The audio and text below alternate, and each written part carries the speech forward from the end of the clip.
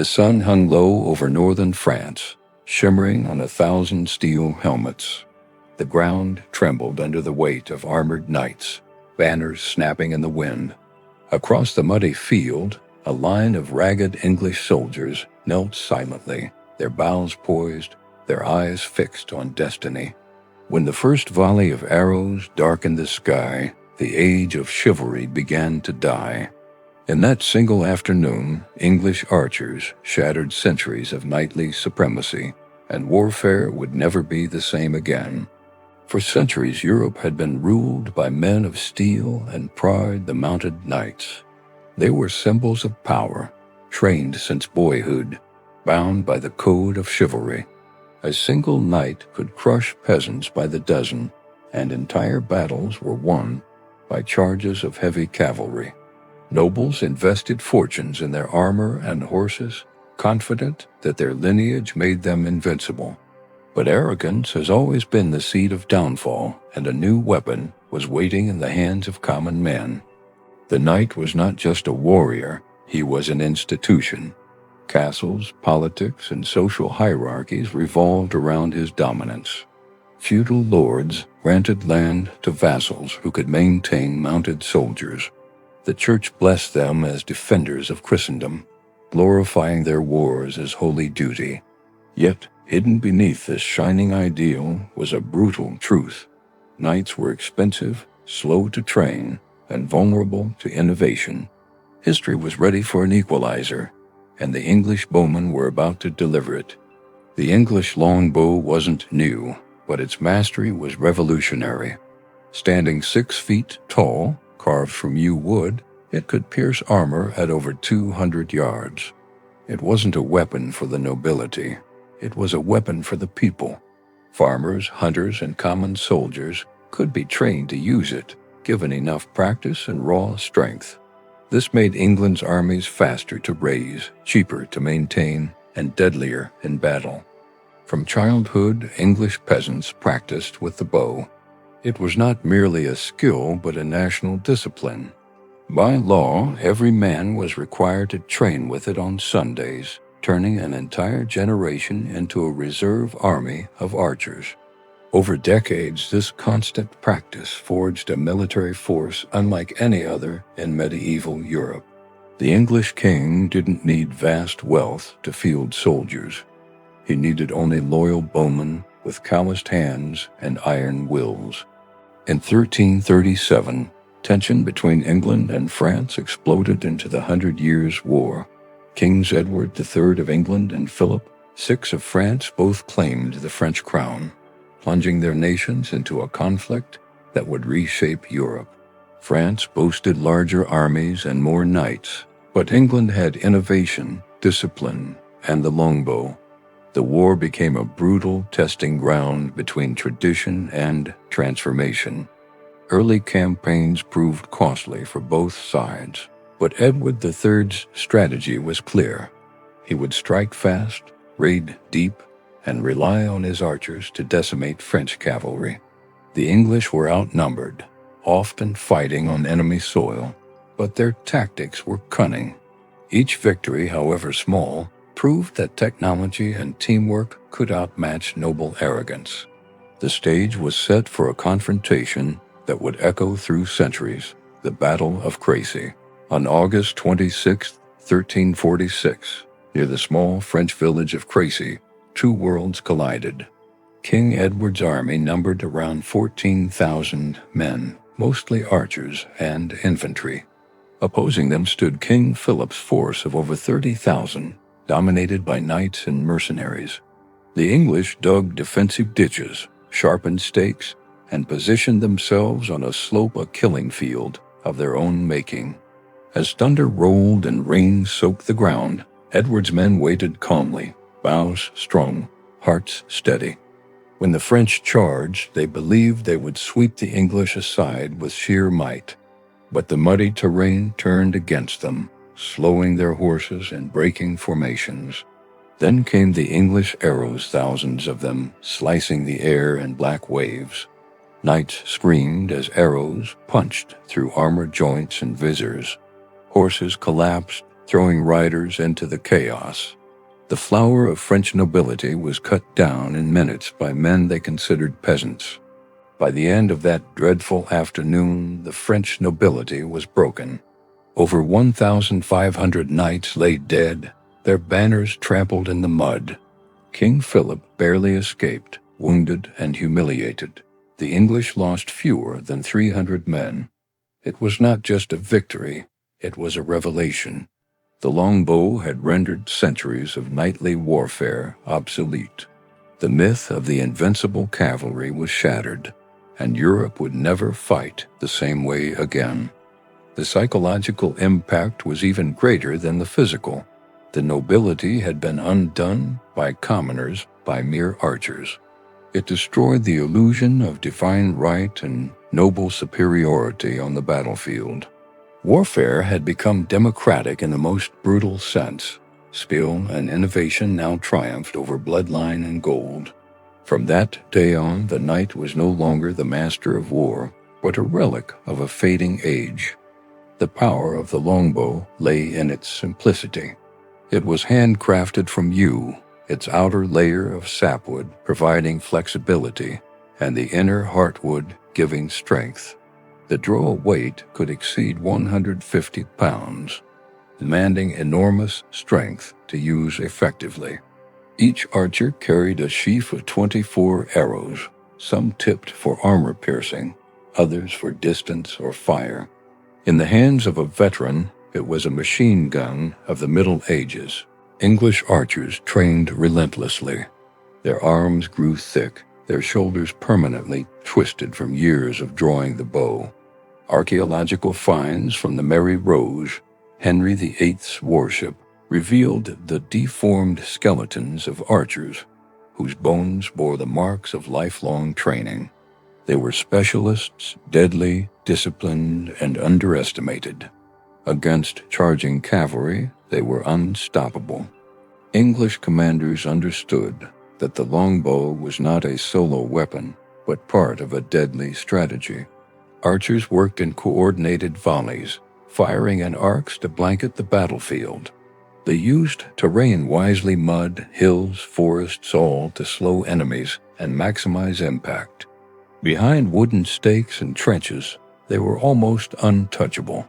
Once the enemy broke formation, English infantry moved in to finish the job. This combination of defense and mobility transformed warfare. The bowmen could decimate knights before they even reached sword range. They fought smart, not proud.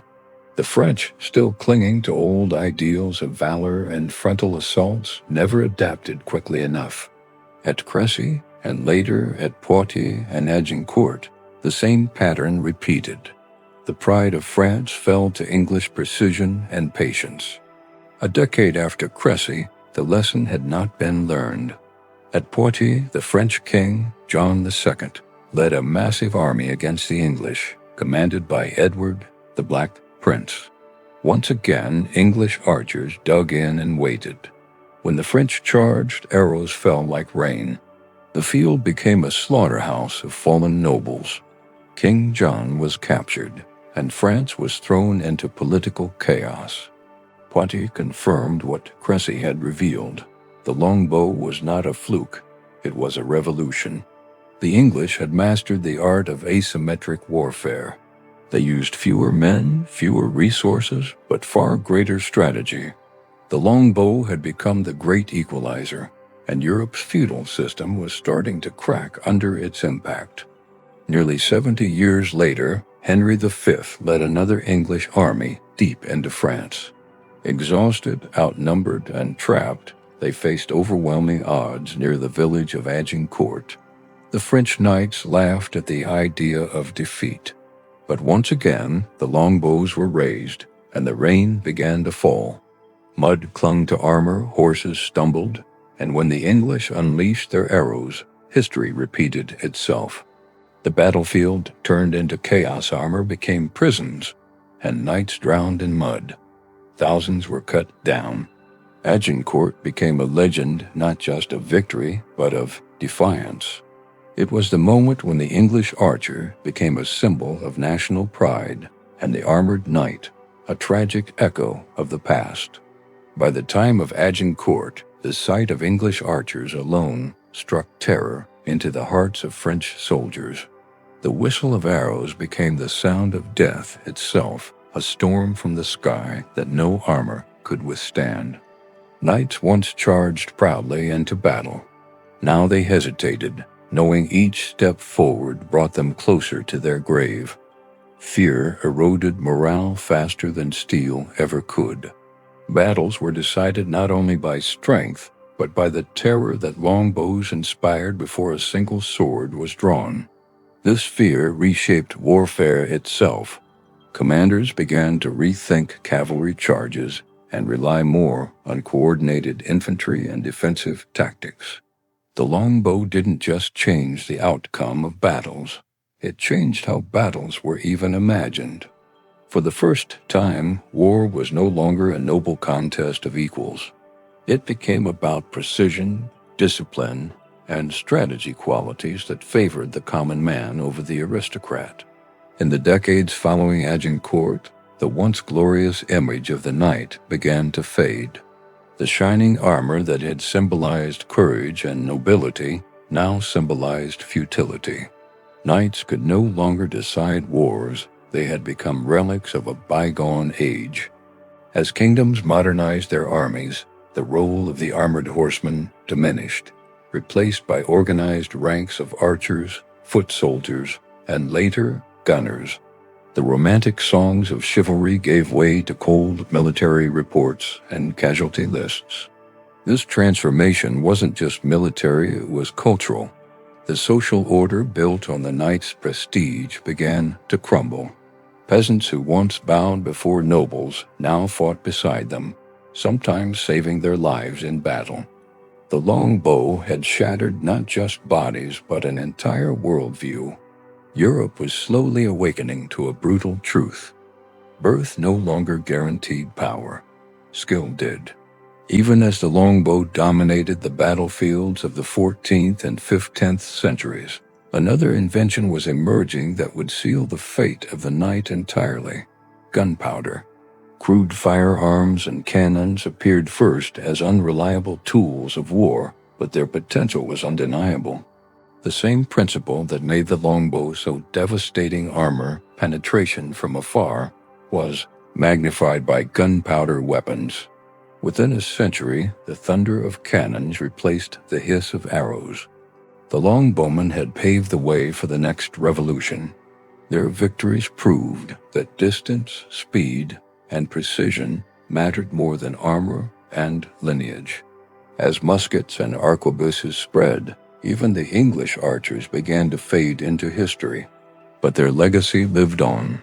The longbow had shown the world that technology and training could rewrite the rules of war, and those lessons would echo into the gunpowder age. Despite their importance, English archers were rarely glorified in the same way knights had been. They were commoners, nameless in history books, buried in unmarked graves. Yet they were the backbone of English military power for more than a century. Their skill demanded years of grueling practice, their lives often short and brutal. They were heroes without titles, whose strength came not from privilege, but from endurance and precision. Modern historians have begun to give them their due. Through archaeological finds, battlefield analysis, and skeletal studies, we now understand just how formidable these men were. They were athletes, soldiers, and craftsmen all at once. Their bows required immense strength, their arrows deadly accuracy. They were the hidden architects of England's medieval dominance, a brotherhood of skill and resolve. The longbow's spirit lives on in every modern weapon that prioritizes precision over brute strength. From rifles to drones, the concept is the same. Strike your enemy before he can reach you. The psychological and tactical dominance of ranged warfare was born on muddy fields like Crécy and Agincourt. The principles of coordination, positioning, and timing mastered by English archers remain the foundation of strategy today. Even modern military training reflects those lessons. The idea that discipline, teamwork, and adaptability can defeat larger forces traces directly back to those muddy slopes of France. The English longbowmen proved that innovation, not tradition, wins wars. In a way, every modern soldier owes a silent debt to those ragged men who once stood in the rain, pulling yew boughs against impossible odds. Looking back, that fateful afternoon at Crécy was more than a battle. It was a turning point in human history. The clash between armored knights and English archers symbolized the end of one age and the beginning of another. It was the day when courage met calculation, when bloodlines bowed to skill, and when the very idea of power shifted from the few to the many. The world would never again be ruled solely by those born into privilege. The longbowmen did not just win a battle. They transformed civilization. Their arrows pierced the myths of invincibility, their discipline broke centuries of arrogance, and their innovation lit the path toward a modern world. From that muddy field in France, a new kind of warfare and a new kind of society was born. And though their names may be forgotten, the echo of their victory still resounds through the centuries. So the next time you imagine medieval knights charging across green fields in shining armor, remember how it ended. Remember the rain, the mud, the archers kneeling in silence before the storm. Remember that history often turns not with kings or crowns, but with ordinary men holding extraordinary weapons. The longbowmen of England changed the balance of power, forever proving that no armor, no title, no legacy is immune to innovation. Their arrows didn't just pierce steel. They pierced time itself,